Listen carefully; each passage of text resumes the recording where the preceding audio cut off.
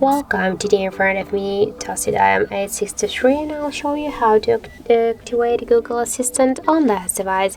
So let's first launch the Google application, and after that just tap here in the right down corner of more icon, then tap to the settings, and here click to the Google Assistant.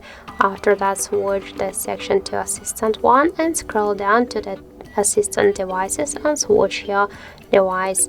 Now just to activate the Google Assistant, you should switch, just turn on the switcher, and now Google Assistant section is turned, so just feature is turned on. And that's it. Thank you for watching, and if you find this video helpful, don't forget to leave a like, comment and to subscribe our channel.